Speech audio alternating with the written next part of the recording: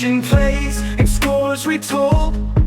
In this podcast the game unfolds. Every try and tackle shared. Legends of the field, none compared. Echoes of cheers, the crowd gets loud. In this audio space, we feel so proud. Pass the word, let the speakers blast. Rugby tales from the present and past. Through the airwaves, our spirits cast. In this rugby love, forever vast.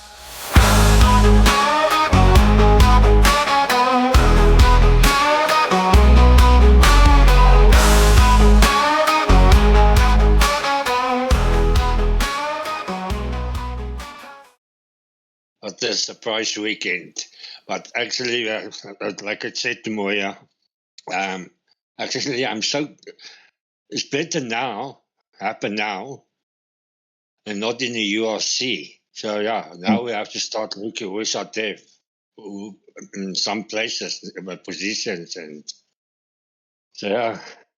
It's a lot of work waiting for the Lions, every team, because now you can't just go and say, oh, we're picking up 5 points or whatever. Now you have to go and seriously work for your points. Yeah, absolutely. Ja. Okay, Pieter, kom ons begin hierdie ene. Jy het hom so nou afgeskop met die leeu's. Kom ons praat oor die leeu's. Moya, would you mind if I bring a bit of Afrikaans in? Because some of the things no problem. when I speak from the heart, I need to speak in my language. Yeah. Well, all good. Go for it. But I'll try at my utmost best to keep it English. But before I do, I want to hear from you guys. Peter, I know you didn't watch the game. Unfortunately, you didn't watch the game.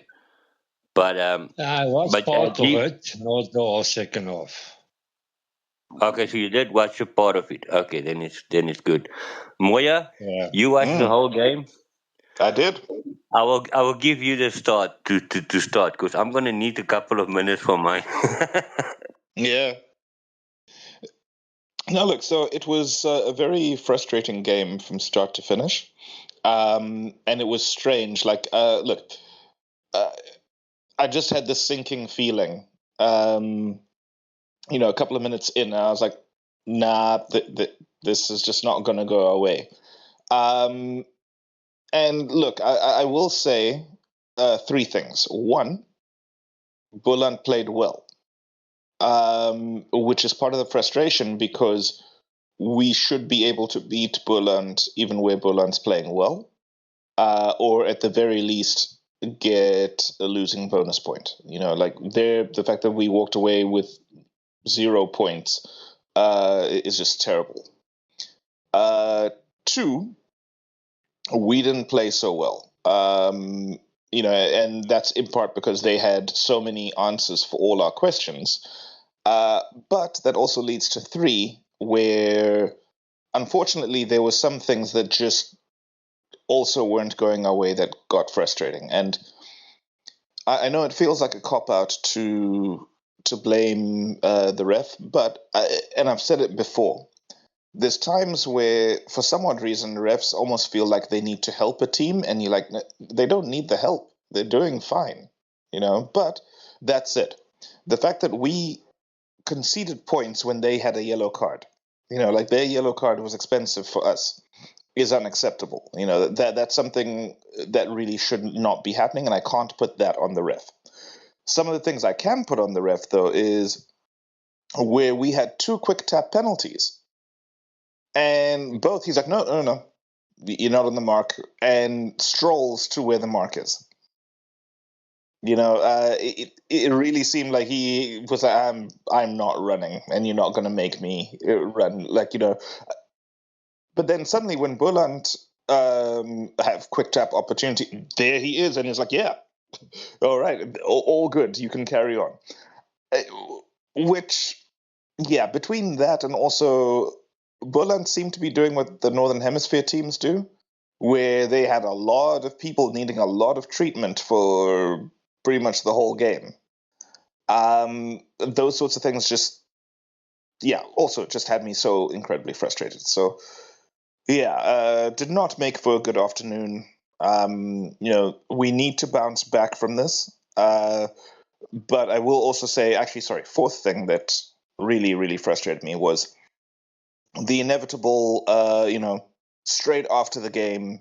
Oh, it's because Cash was there. That's why we lost. Yeah, why is he in the coaching box anyway? He shouldn't be meddling. Like, guys, he was standing there. We didn't see him talk. And of course he was still doing the coaching, etc. And then of course, it's Charlie's fault, and yeah, and also people just doing the usual, like they go from like, yeah, Lions to, oh no, this team's terrible, and everyone should be fired, and oh, it's hopeless, and like, yeah, our USC campaign's done already. No, we should just fold up the union, blah blah. It's, yeah, all that sort of nonsense. You're going to enjoy my couple of minutes, Moya.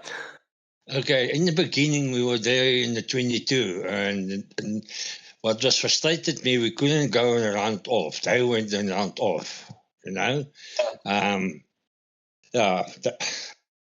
it was take 7 minutes before the first point, but we were there in the beginning. We were like in the 22 and got not even 3 points. And then I was like, then I start thinking about, I was saying, oh, we're going to lose about with 6 points. And then everything doubts came to mind. And like you say, they tried to just, how can I say it, try to make the play really slow, like inches here and there. Try to, when they saw, okay, the Lions going to start getting their groove, then something happens to stop this. They were like, I don't know. It was very frustrating. I didn't watch the whole match. I couldn't because the link was not, was bad on my side. But at the end also, for 3-4 minutes over, if they were waiting or the ref was waiting, I wanted to get the fourth try to get the bonus point of this, But I can't say much because I didn't watch a lot, so I can't say, okay, how about this and this. But I don't know. Yeah, I'm going to try and keep it short. The first version. I will get to the second version later on in the podcast. The first version, what I saw of the game, the first 10 minutes, we were in their faces. We were the dominant team. We were all over the place. Yeah, we couldn't finish, but we got that yellow card. We capitalized to get a yellow card. And in that first minutes, we played with our forwards. There was continuity with the forwards. The guys were chasing that ball. And after that, soon after that yellow card, that Boland first yellow card, it's like the ref took control of the game from there on. You could see our forwards not really sticking their heads into the ruck anymore. It's like they didn't show up. And then the second half starts, and you can see they try. They don't get blown. And so they fully engaged again when Renzo came on. It was like a different forward team with few replacements made, 1 or 2 replacements made at that stadium, at that time of the game. Yeah. So clearly, guys, I will give you guys to talk about that, and then I will go to the stats, because Moya, I sent those stats. Now, that stats for me, I don't like stats. One reason I don't like stats is because you play rugby on a rugby field, not on paper. Yeah. But surely, that tells you, that's a summary of what happened in the game. And there's one thing that stands out for me. Jared Kearns, I saw him multiple times competing for the ball, and Yep. the other player not releasing. So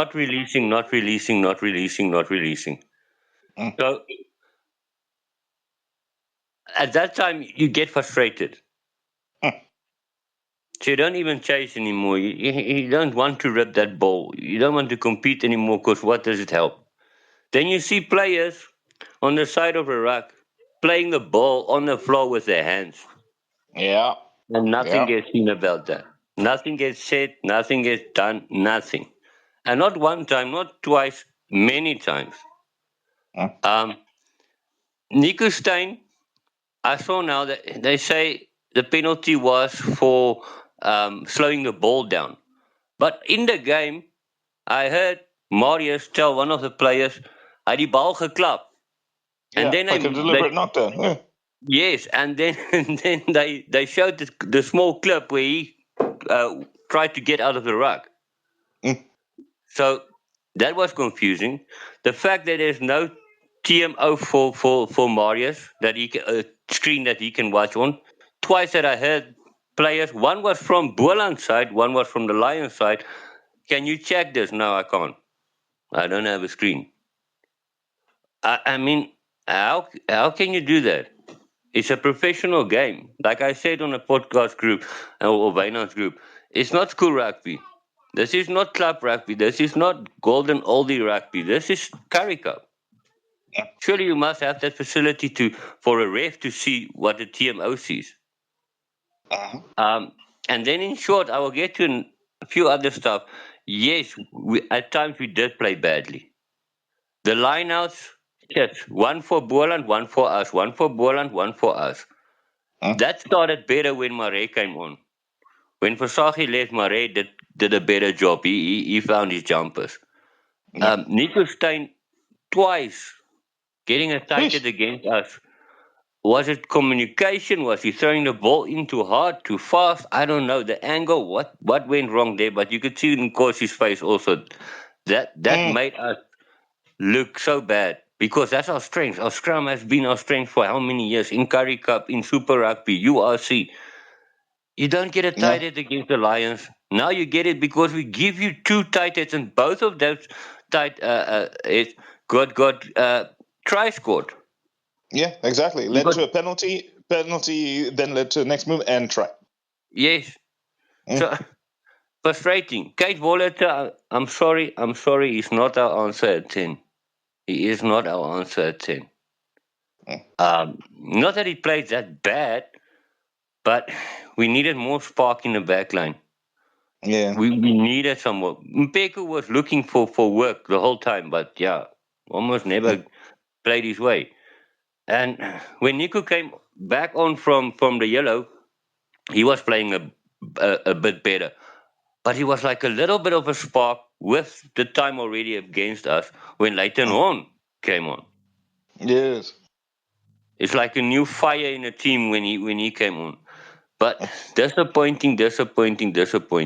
I'm not saying we lost the game because of Marius van der Westhuizen.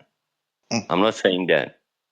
I'm also not saying to the one thing I will come later on with the music playing at Boland. And that's no coincidence that they're winning their home games and they're not going to win their away games. It's also not their supporters' fault. Things didn't go our way. But what I quickly want to say, the last thing, inverse version, I told you guys I need 10 minutes. I'm going to take a breath and for the next 10 minutes, the second version. But I'm going to give you guys time to speak first. The other thing for me is, like, we didn't play that badly. We didn't play that bad that people can say, yeah, the Curry Cup season is now gone and this and that. Because we're going to play the Pumas. Yeah, I know we're going to play the Pumas. But the Pumas lost against the Cheetahs. And the Cheetahs lost against Boland also. And the Cheetahs could barely win the Sharks that we hammered. Yeah. So it's unlogical to say, yeah, you're definitely going to lose. Because this is a strong team. It's early game still. Remember, was also our third game, with new guys in. So, yeah, it's early days. Yes, it's one round, but you can turn your whole season around in only one game. True. Hello. Hey guys, Hello. how's it? Good. How are you? Yeah.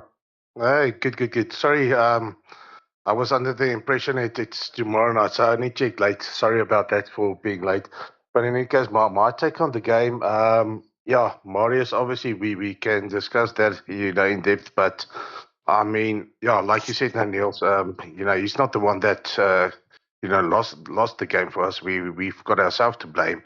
And I agree with you. I don't think Cade fully turned. And I was always a big fan of his, but I don't think he gets his backline running. Gets them across the advantage line.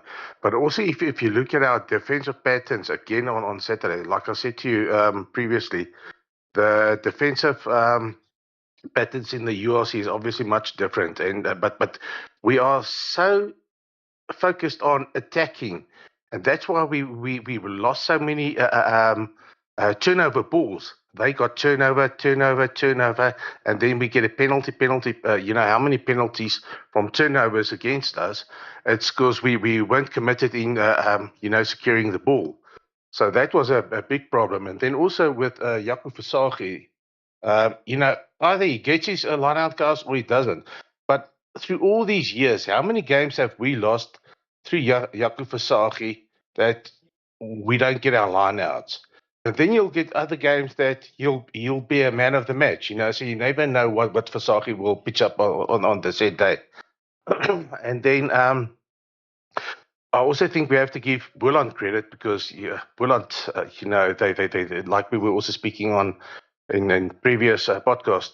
There's something brewing there, and obviously with the financial backing of the Stellenbosch guys, they going to be good, and also with Puerto now there for them for a while, you can see there was a difference. And I think Peter also said it previously. They've been playing together for a while now. And they've got the right players there, Brul. So no, they deservedly they won us. I'm hoping now this week against Pumas, it will be a different ball game for us. I also feel that Nelspruit, it's more our setup, and I'm also not sure. I'm not sure if the game is going to be in Nelspruit. I think it's going to be somewhere at a club or so forth. Hoping that it will be, because that will also be beneficial to us. Yeah. Oh. Yeah, because I saw originally the game was supposed to be on Friday night, and then it got changed to 2 p.m. on Saturday. So it's the same time as the Cheetahs game, I think. So yeah, it makes sense then that that they put it at a club or something. If maybe that's why the time changed. Was they also changed? Yeah. I think it's going to be in Nelspruit Rugby Club. Ah. Yeah, Okay. 2 o'clock. 3 o'clock. Okay. I will also say the one thing that made me laugh a bit was just the look, and in Jaco Versace's defense, I think though some of the throwing came down to decision making. Because my thing is, if you can see that legitimately, the lifters are not lifting the guy, they're throwing him into the air. Maybe don't target a jumper who's just behind said guy who has been thrown in the air previously. Either go really deep behind, or try get ahead of that man. Especially because all you need is to try secure the ball such that, hey, if this guy now lays a hand on you in trying to catch his balance, penalty, he's dragging you down. We actually conceded a penalty where they threw him up in the air. He caught the ball, and I think Ruiz just tapped him on the arm on the way down, and playing the jumper. So I feel like that was something we could have capitalized on. But tell you what, not the best thing for player welfare to be just throwing your jumper in the air like that. But it worked for them. Yeah, and we were actually better on the defensive lineouts. We stole ball from them. Like I said, one for them, one for us. But yeah, we were actually better in that way. But there, you don't really get your pickups. It was like individual players jumping in the air, and then they could steal a ball, and that was obviously improvised there. So I like that. But also another thing, what do you guys think about cash being? I don't know if, sorry, I was late now, so I don't know if you spoke about it. What do you think of cash being in the box? And I know other people were also saying, give Nkosi the benefit of the doubt, let him run the Curry Cup team on his own. And I agree with that, because now you get cash that's sitting in the box and helping out. And is it really necessary? Do they still want to mentor Nkosi? I don't think it's necessary. I think rather cash must be being mentored at this stage. Was it really necessary for him to be there? Was it more? Did he have an influence on the training for the week? That's also not things that the Lions answer. Or they tell us. Well, so I actually touched on that because all of last season, Cash was in the box. Him being there doesn't necessarily mean he's coaching. It's just,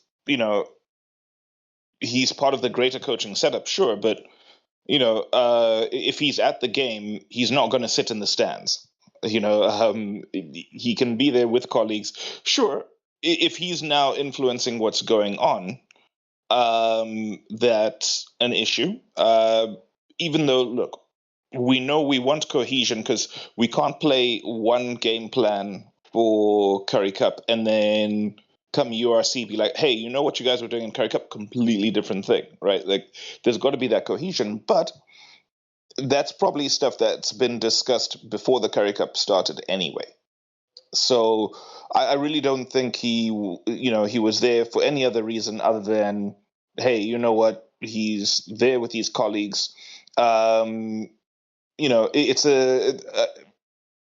I can use an example of even when Jake White was still at the Bulls, even where he wasn't coaching the Curry Cup, you might still see him in the box. And, it's fine provided it's not a, hey, you know what, we are saying this guy's coaching, but now there's someone else coaching. Yeah, I just still feel, it creates a precedent. And I don't think it's the right vibes to do, especially this year with the Curry Cup, being, let's say, other teams, second stringers and so forth. And I don't see anybody else in the, from the URC coaches in the other teams in the box. But what's also interesting with regard to the coaching of the URC, I think that the bigger unions like the Sharks and the Province, although they're out, it seems they are going to play bigger players or bigger names or their first stringer guys in the latter stages of the Curry Cup. Now that will actually suit us because we've already played the Sharks. We must now still play the Bulls, but I think the Bulls are going to go out with the team that they've got now throughout. I can't see them really playing the other guys. But I know Brul still have to play the Sharks later on, I think. So the Sharks might upset a few of the teams that are in the top four, and they've really got nothing to lose. So it can be as an advantage for the Lions, although I still think, the Lions will end up on top. I'm really hoping so, because it will be good to have a final at the park. So that's also an interesting fact to see what's going to happen later on in the stage as well. It's going to be round 4 now already. There's 7 rounds, so there's 4 games left. Well, I think both Province and Sharks should, if they're looking for a game to do that, let them do it when they play each other. Make that the big sort of like, okay, hey, you know what, we're going URC warm-up here and just field as many of their top guys as they can. It's a golden opportunity for them, especially because, look, they can either do that or in the weeks of the playoffs do warm-ups against each other. Do you think we'll play our top guys, although there's still 17 guys not there? Do you think we'll give them a chance in the later stages, and maybe in round 6 and 7? I think so, because I mean, if we look at it, right, like Joan Skuman coming in, mind you, it was injury enforced, but you get the feeling that now we're bringing in just sort of you can bring in one or two, and then by the end you've given everyone a bit of a run, but I'm not sure if we'll go sort of like unless maybe against the Bulls, for example, we say, okay, fine, here's the majority of the guys who've been frozen. And then another question of mine will be, and I must probably also just research on myself a bit on that, but let's say we play in the final. Are we allowed to play any player that hasn't been playing at all yet for the final? Because I know previously it was, I think you had to play at least 2 games or so for the union, in the K-Cup stages if you want to play in the final. I don't know if that rule is still valid this year. I think that they'd probably want to keep it there. Yeah. But I'm not 100% sure. Okay. Can I get to my second part? Yeah. Sorry. What do you guys think of the music there at Boland at Wellington? I mean, I tell you what, the crowd really kept it going, which is great. Like, if you can get a crowd who can have a party like that, that's fantastic. It really is. Look, it can be distracting if you're not used to it, and I think that's a big thing, right? Like, their players will definitely be used to it, but it really is that where I think I heard a war cry or two as well in the early goings. That's the type of crowd you want, a crowd that will be vocal from start to finish and really just, really get behind the team and be loud.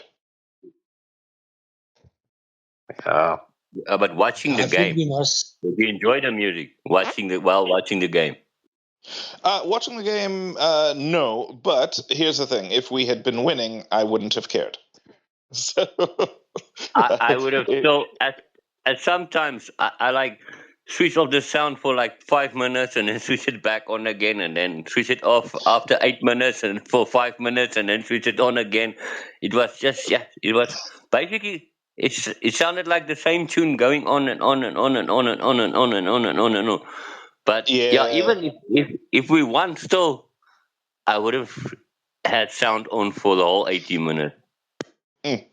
But I think also what was a bit of an issue there was there were times where the ref's mic wasn't working well, because usually if the ref mic is on, even where there's external sound and everything, still you're more locked into the ref's voice. But there were times where it was just quiet, so all we could hear was the music and the occasional shout from a player. Yeah.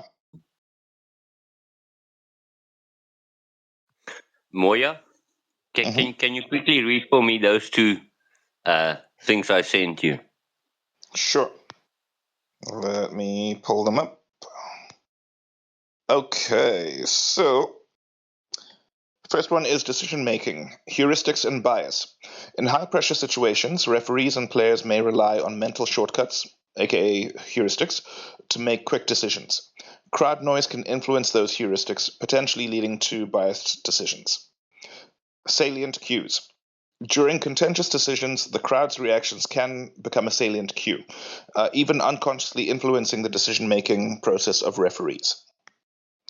And then last one is self-focus. Self-focus. Some theories propose that players under pressure focus too much on their own actions, leading to a conscious control of what should be an automatic, skilled movement.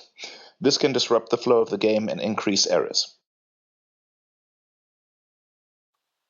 Did you guys hear that?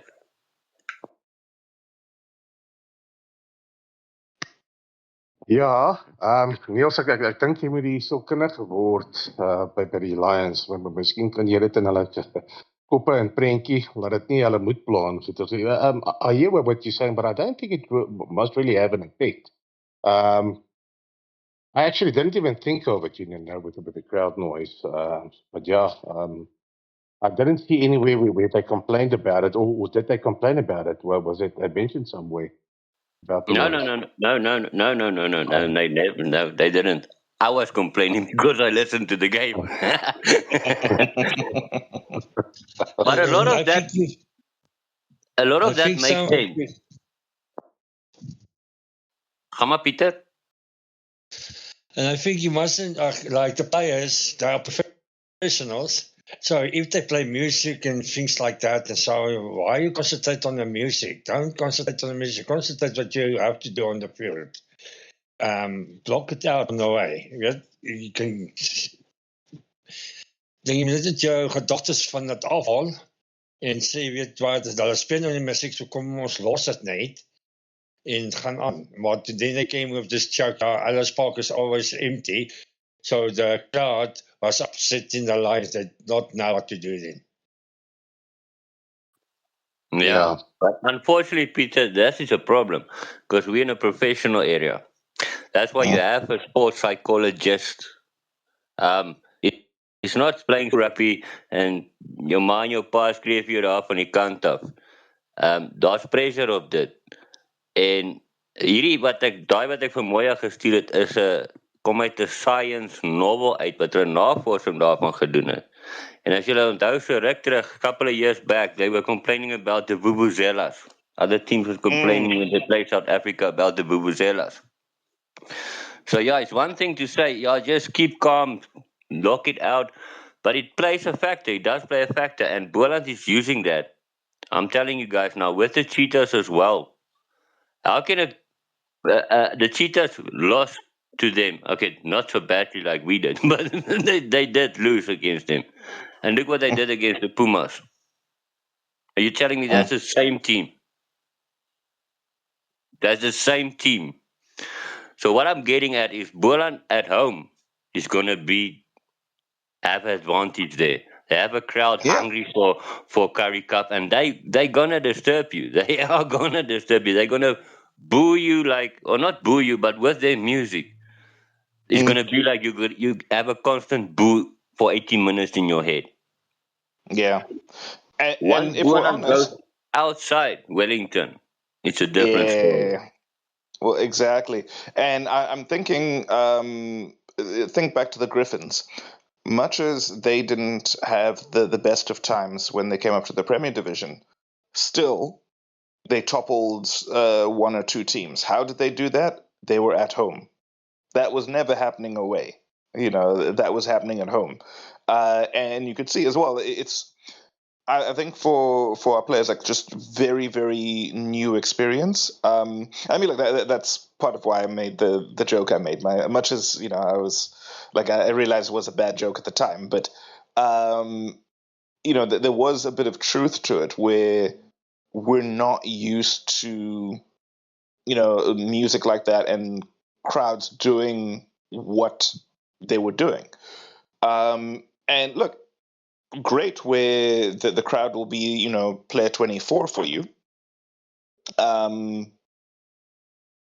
yeah, I think tactically that also just helped them, right? Because they had answers for all our questions, and it just when that's happening and you can hear the crowd constantly cheering these guys on, and that it gets to a point where you probably will get into your own head, professional or not. It's difficult to not get into your own head because everything's coming up Boland, even the things that, like, your scrum suddenly, like, I'm not going to lie. I messaged one friend being like, I'm not saying it's witchcraft, but wow, how does the ball go into the scrum and suddenly it just shoots back to Boland's side like that, it got a bit ridiculous. But hey, sometimes you get the rub of the green like that, and they capitalized on it, and that's what teams need to do. So yeah, maybe play with fake crowd noise or train with fake crowd noise because we don't have that at Ellis Park, crowd noise. So train with that, and then maybe we will get around. But if the final's going to be in Boland and we're there, that we prepare for that. Because otherwise we're going to get hammered again. Well, but this is my thing. I think if we have a playoff game there, we'll be a lot better prepared. Because this, in a way, was an unknown for us. Especially without things like the Supersport Rugby Challenge or that type of thing. I don't think we ever have done any warm-ups against Boland. I don't sure, some of the players may come from Wellington or the surrounds, but I'm like, when last have the Lions been in Wellington for rugby reasons? I think with the other teams, like, yeah, you know what. So even now, where we're playing the Pumas in a different location, it has me a little worried. But the thing is, we know the Pumas. Here, we're playing a game. We're playing against a team where, sure, you can study video in that, but technically, we only have 2 games to go off in terms of what they're going to do. Meanwhile, they can look at what we did in URC and our 2 games and it ends. So, yeah, it just is what it is. Yeah, an interesting fact. But talking about the noise, and I'm thinking now on, and obviously we don't want to talk warfare and politics and that stuff on this group, but North Korea and South Korea bombard each other with noise on speakers on the borders, where they play those noise sound the whole time for days, nights on end, and it's like a psychological warfare. And so, I don't know. I didn't even think of this whole thing about what Nielsen was saying about the noise there at Wellington. But yeah, maybe that's that they've got in their back of the head, to have that psychological advantage. I don't know about the noise. And with that said, that's why I wanted to have that in part 2, because with that, just imagine then what's on the Springboks, because wherever they play, there's noise being made for them. Just think how calm-headed those guys must be. Well, remember what they did when prepping for this past World Cup, where Franco Mostert had that speaker, on wheels, where they were just, they were playing like the other team's national anthem and their war cries and this, getting you used to the idea of, hey, you know what, you'll be there, be prepped for the crowd to be cheering the opposition the whole time. Be prepped for just this loud, abrasive noise that is not cheering you on. Quickly, prediction. Like I bet you guys want to speak about the Springbok selection. Yes. And the coming weekend. But quickly, Currie Cup predictions. I'm gonna go with Lions by 8. Again, Lions by 5.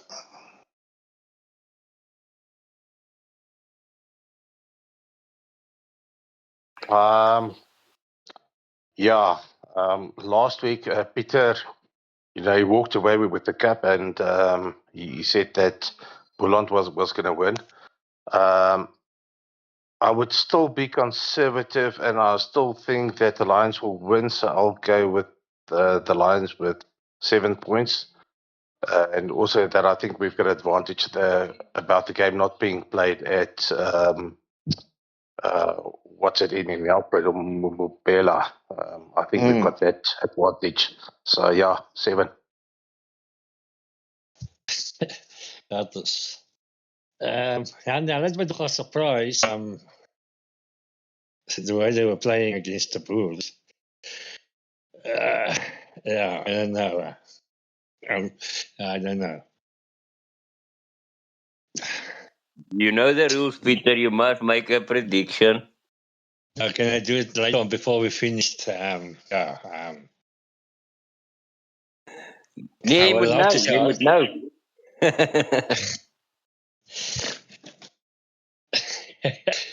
I would say the Lions with 11 points. Daar sê Pieter. 11. Last week you were right. So ek hoop nou hierdie keer is jy weer reg. So ja, jy laat my nou al beter voel daarso. Ek het nou begin stres en jy gaan weer sê Pumas hierso, so ek het nou begin stres. Elias, wag net gou. Hy sy piek gaan verander, né? Hy sy piek gaan verander. Op byna so groep wat hy het hy gegaan vir die leeu's. Okay, alright. Maar ek weet op hierdie groep het hy het hy gesê, maar wat het jy gesê Pieter? 15 punte of 10 punte nê vir die Boland. Op hierdie groep verlede week. Okay, yes, ja. Okay. Ja, gou vir Pieter dop. Hou hom dop. Check hom.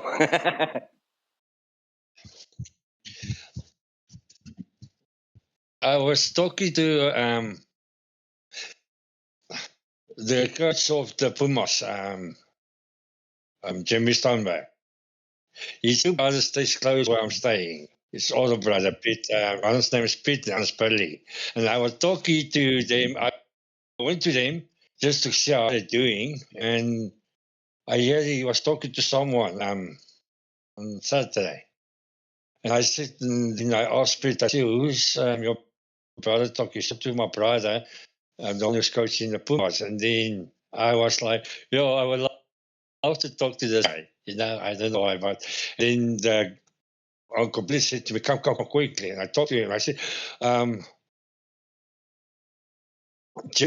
Uncle Jimmy, I said, can you do me a big favor and go and win the Bulls? He said, yeah, that's what we're planning to do. But let's see. And he started laughing. Yeah. And then, then we lost on Sunday. And his brother was laughing at me at later that afternoon or that evening. He said to me, well, my brother's winning Bulls and you lose against the Boland. How can you do that? Yeah, but always Jimmy has got a thing against the Bulls because he's actually from that area, Waterkloof, that area. And he always puts his best foot forward. It's like he psychs up the guys, whenever they play against the Bulls. I think that's his enemy at this stage. The team that he really wants to win. Like we'd really like to win the Bulls. I'd always say the Lions like to win the Bulls always.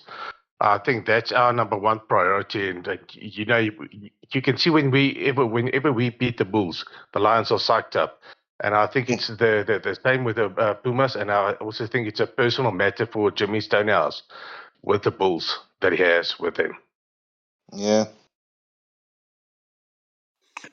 So guys, what's your thoughts on by the way, Elias and Moya, you were the only one that remembered the task that we had. I wasn't sure, was it Monday or Sunday? But then I saw you guys posting and said, I didn't even do it. So yeah.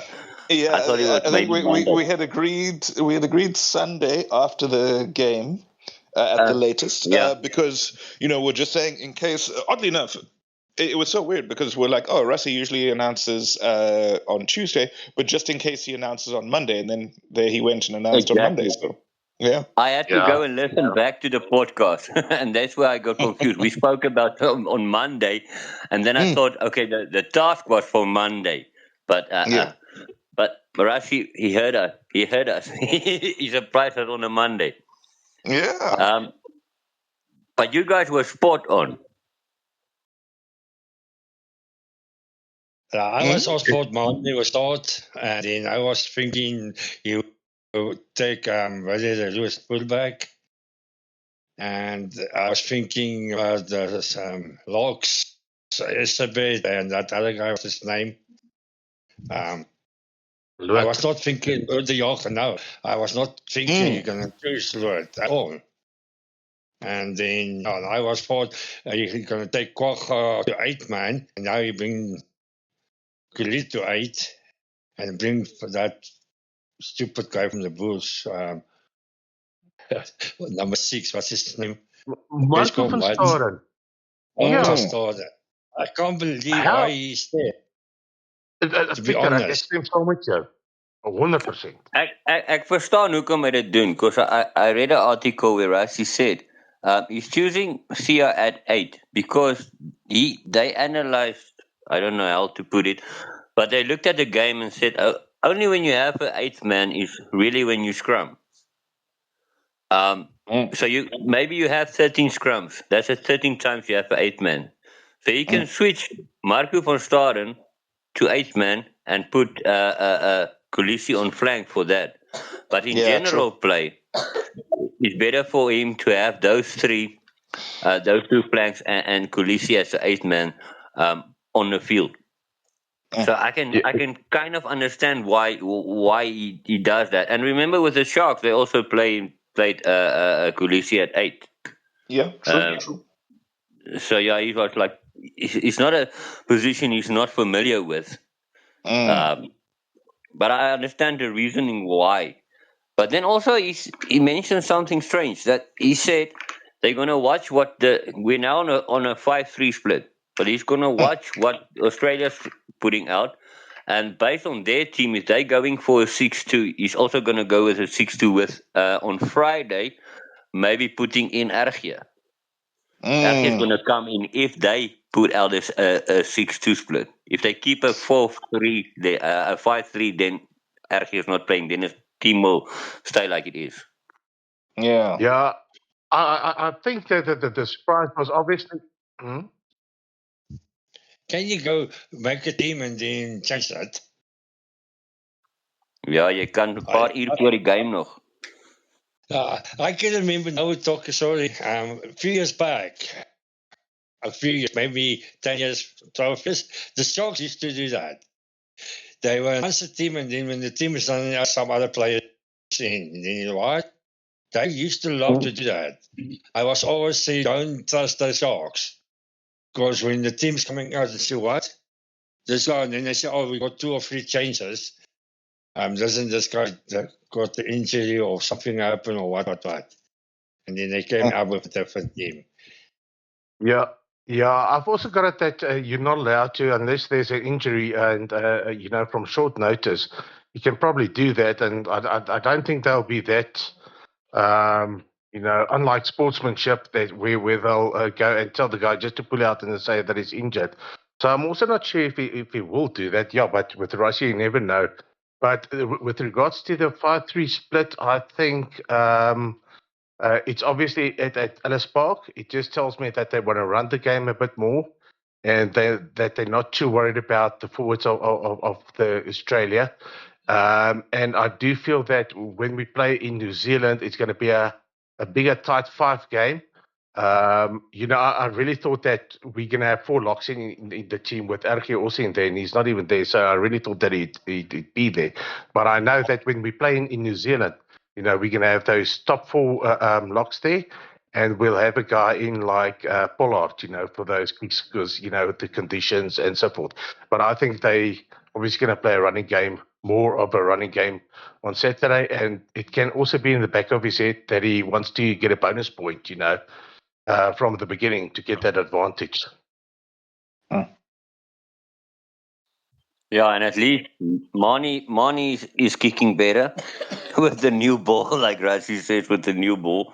And he did when that in that game where Sasha started and he came on, he didn't miss, and it was 2 from the sideline, and Mani kicked those over. So maybe it's the end of Mani's kicking problems. But a lot of people are complaining, why is Mani there? Why is Mani there? I will give him the benefit of the doubt. What we last saw of him, I will give him benefit. And I mean, it's Australia. It's not like New Zealand. Not to say that Australia should walk over, but yeah, rather do it now and see how's Mani in a test level against between a 10th ranked team in the world and see what he does, get his kick over. But what happens if Mani misses? Are we going to put That's Damien what I was then? going to ask now. Yeah. Are we going to take off Estrason or what's going to happen? What do you guys think is going to happen? With Estrason, yeah, obviously he can be a forward, which I don't agree with Rassi, having that extra forward there and maybe moving him there and putting on somebody else. But my other concern is who's going to be the goal kicker if Mane doesn't have his boots on Saturday. There isn't anyone else that can really kick there in that team. Who else will be the backup kicker? Damien Damien. Williams. Yeah. Oh, That's yeah. why I asked if Of Mani course. doesn't perform and maybe at the 30th minute we take Mani off, are we going to Yeah. put Damien then at center or are we going to take Fassi off? Because somebody's going to Okay. have to come off. Yeah. I get Well, you. I actually forgot about Willem, sir. But I mean, I'm thinking, wouldn't they just sub Mani? Like I look. I'm thinking as well, though. Looking at the back line, I don't think does Grant Williams kick. Trying to think of, I Yeah. don't think we've seen it because if he does, then there we go. You know what I mean? Like you get the feeling that others can be called on to do the kicking if need be. But Mani would have to be having an absolute shocker. And the thing is, if he's kicking badly, but the rest of his play is good, then you probably keep him on till you're going to make your other sub anyway. So if the plan is to bring Willemse on for Fassi at some point, then they probably still will do that. Or maybe what they do as well is, they could always sub Edwell, for example, like depending on how Edwell's playing. Sub him, move Fassi to the wing, and you have Willemse at 15. Yeah, I didn't think of that one. And also, you're talking about Edward Moya, you had him in your team. I didn't even have him in my 23. I'm happy for him that he's there. I mean, he won't disappoint, but yeah, I didn't see him, going in the starting lineup even. So yeah, that was quite also a surprise for me. Yeah. Well, I figured what Rassie was going to do, and it's where I'm surprised Moni van der Berg's not there, is I'm thinking as far as possible, he's like, okay, you know what? Let's play people, or at least some of the guys, at their home ground, like especially where his players kind of coming in. Because, for example, I think even if he plays out of his boots, I don't think we're going to see Ntlabakanye playing in Cape Town.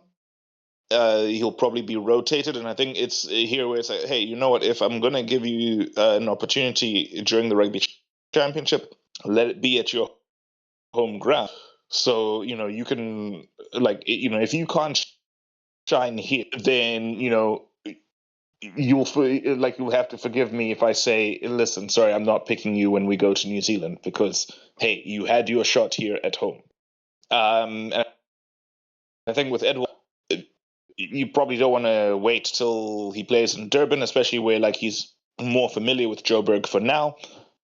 Play him at Ellis Park, let's see how it goes. So that's also where I thought Moni van der Berg would be on the bench. But I do see the reasoning where you have the experience in Kobus Reinach coming through. Yeah. That makes a lot of sense. Moya, you're deep thinking these things, eh? You're deep thinking. You're diving deep. Yeah, I mean it's what I do. I overthink things. So as soon as you gave us this homework, I was like, okay, you know what? Or where do I think Rassie would go? But looking at where he went, I'm like, yeah, I can see some of the reasoning. It does make sense. But Moya, aren't you usually the one that gives homework in your everyday life? I am, yeah. So, so now the shoe is on the other foot. yeah. But the good news is I don't have to mark any of this, so I'm happy. Yeah. At least, yeah. You guys want to make a prediction for Australia? I'm going to go with 17. I want to make it 27, but I'm going to make it 17. Give them the benefit of the doubt. See, I'm giving 5 just because, again, they are coming off their British and Irish Lions tour, and I think they're going to be up for it. They might be tired, and Highveld might also get to them, but I think they're really, really going to be up for it. So Box will have to push, but I'm saying Box by 5. Are we back on the rules in the championship? But just refresh my memory quickly. It's you don't have to win by 3 tries. Or do you still have to win to get the bonus point by 3 tries, or is it just straight up 4 tries to win a match to get the bonus point? Good question. I'm not sure. I hope it's not the, like 3 try difference, but yeah, it probably still is. Yeah, I'm also thinking because that was a Super Rugby thing that they had, and from the New Zealanders.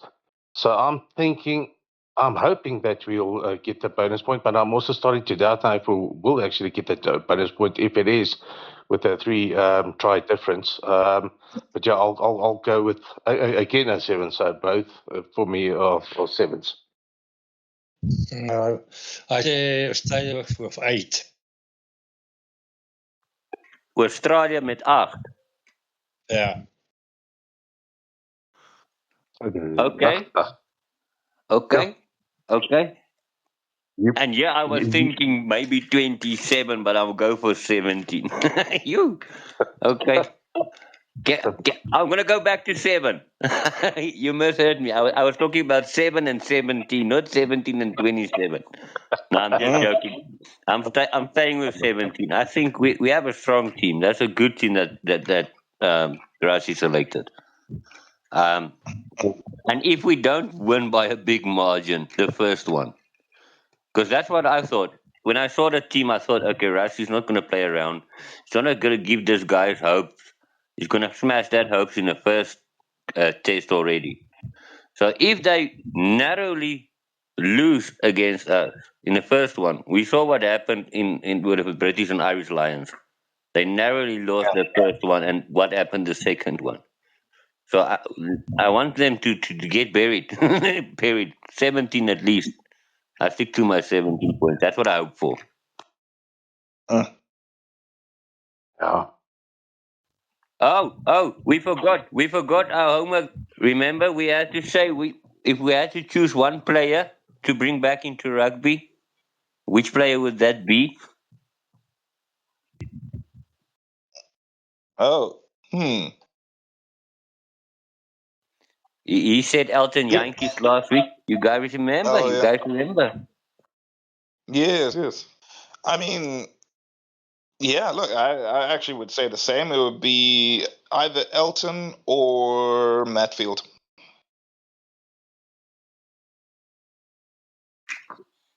Okay. Yeah, Jonah? I'd also say Elton. I definitely won't from my side say Matfield. I didn't really rate him. But I think Elton, me.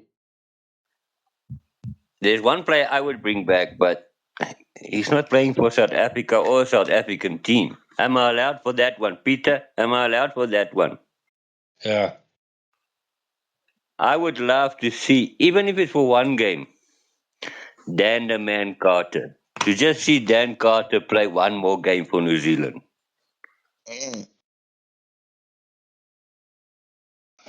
Oh, yeah. I mean, look, he could be their Mornay Stain at this point. But problem is like if their British and Irish Lions tour was this year, that would have been cool if they gave him the Mornay Stain treatment. Otherwise, yeah, I don't think for the next one he'll be willing. But yeah, he really was such a special player. I'm actually hoping to read his book about winning sooner rather than later. I still need to watch his documentary, That Perfect 10. I can't find that thing nowhere. Yeah, I want to watch that. Because for me, yeah, that was one of the best fly-offs ever to do it, eh? Dan the Man. Definitely. And second for me was Johnny Wilkinson of England. Okay, julle, kom ons wrap hom op. Hy's op presies op 'n uur. Presies op 'n uur. Dis die eerste keer dat ons dit reg kry. On the hour. Relax. Okay, julle lekker aand. All right. Thanks, Okay. guys. All the best for the evening. Guys, keep well. Yeah. Bye-bye. You Cool. too. Bye. Just have a good weekend. Cheers, guys. Bye. Bye. Bye.